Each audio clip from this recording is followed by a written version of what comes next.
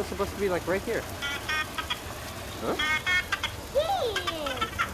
He says to follow him.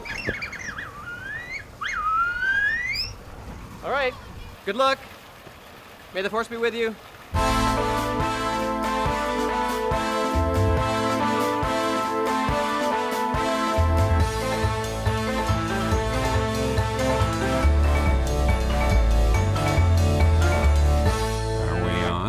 Not sure. I don't know what to do. Usually we start talking after the Yoda statue stops talking. Are the cameras even on? I don't know. I'm Peter Townley. And I'm Andi Gutierrez. I guess while Action Movie Kid is running around trying to find the Yoda statue, let's do the news. Hey, it worked! Sweet. All right.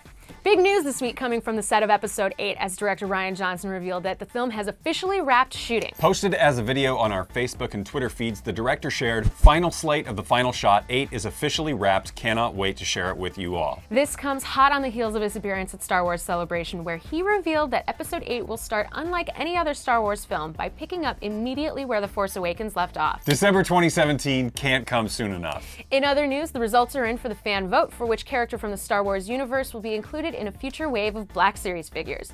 And the winner is not Kitster. It's Jaina Solo, Han and Leia's daughter from the Star Wars Legends series of books. But it wasn't just Jaina's figure that was announced this week at Comic-Con. Tons of figures, including new Black Series versions of Hera, a Tusken Raider, Qui-Gon Jinn, older Obi-Wan, the Emperor's Imperial Guard inspired by Crimson Empire, and of course, the Smuggler of Smooth, Lando Calrissian. Very excited for that one. Hasbro also announced new 3 3/4 inch figures for Grand Admiral Thrawn, Fen Rao from Season 2 of Rebels, Hera in pilot garb with her A-Wing, and a radio-controlled AT-ACT from Rogue One that walks around using a smartphone. Speaking of Rogue One at San Diego Comic-Con, a brand new character from Rogue One was revealed on the show floor. Edrio Two Tubes, an ally of Saw Gerrera from the planet Yartonga, who, according to information from the Rogue One Comic-Con costume exhibit, is a mercenary pilot with his egg mate, Bethnick. For more information on Edrio Two Tubes and any other Rogue One breaking news, make sure to check out StarWars.com. Finally, since there was so much going on at Comic-Con, and because if we're being honest, we were just too tired to go after Celebration Weekend, we sent our good friend Matt Lieb to the show floor to show off some Star Wars highlights at San Diego Comic-Con. Enjoy.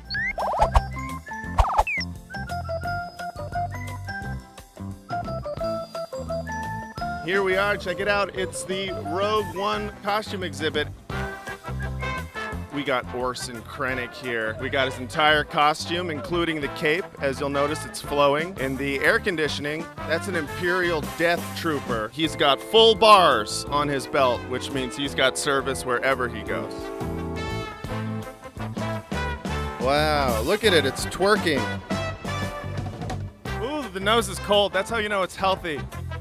How you doing in there, Rancor? Doing pretty good. Whoa, this thing shot Adam Driver. Help me, Obi-Wan Kenobi.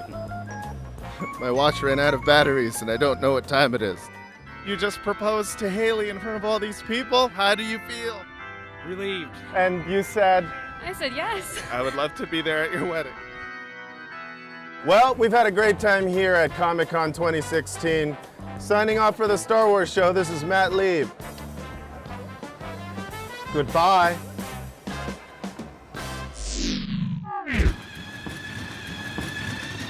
Hey guys! What is that? I'm sorry. Move along. How rude. Quick before the fighters get here! You know, none of this is canon.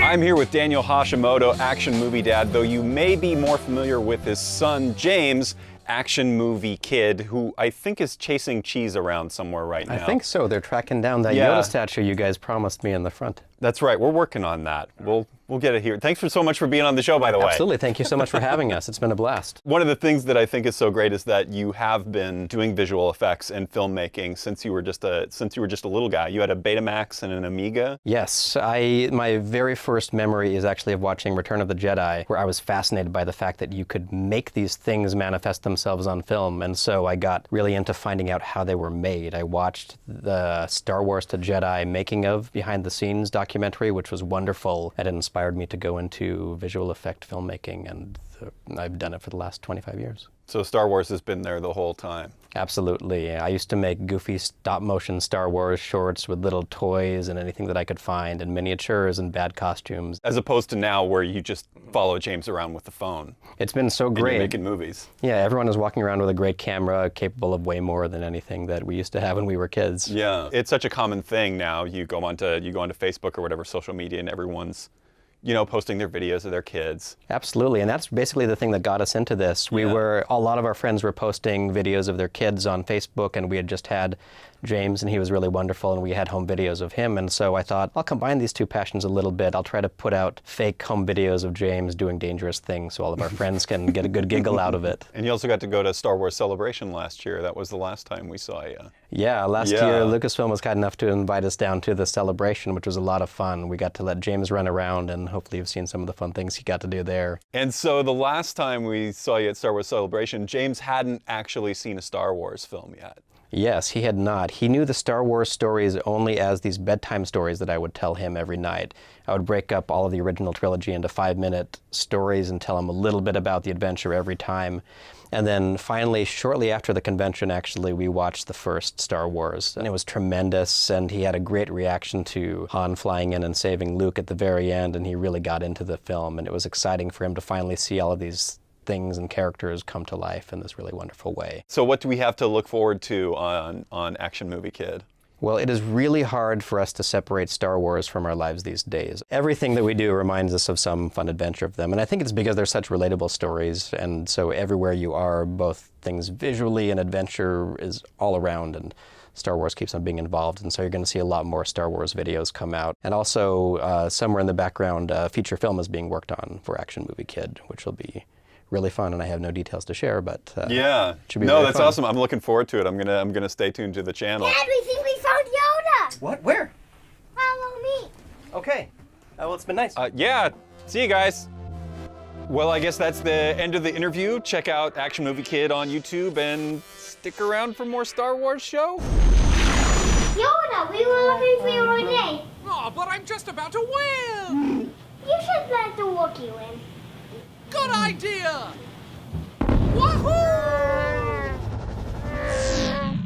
Well, that was an interesting episode. Who knew the Yoda statue had thrusters under it? Right? Oh, this was just what I needed coming off a Star Wars Celebration. And speaking of celebration, last week we asked you to share some of your favorite memories with us. Like Stuart Spark, who shared his memories of trying to bribe Gareth Edwards for a wristband into his panel, and failing, and being in the audience for the Star Wars show live for most of the weekend. Rebel Legion CZ shared this photo of some of their members in cosplay, while Chameleon Cost shared this photo of her meeting with Dave Filoni in her Ahsoka costume. Ian V. Gardner shared this video on Instagram of Ray Park showing off his mad lightsaber skills, and Eggman Studios posted a pic of this awesome BB-8 diorama. But a lot of you, including myself, said that their favorite celebration moment was when you, Andy, got to meet Carrie Fisher in person. That was insane. It was such a great surprise. I had no idea that was going to happen. I can't believe they pulled that off. So good.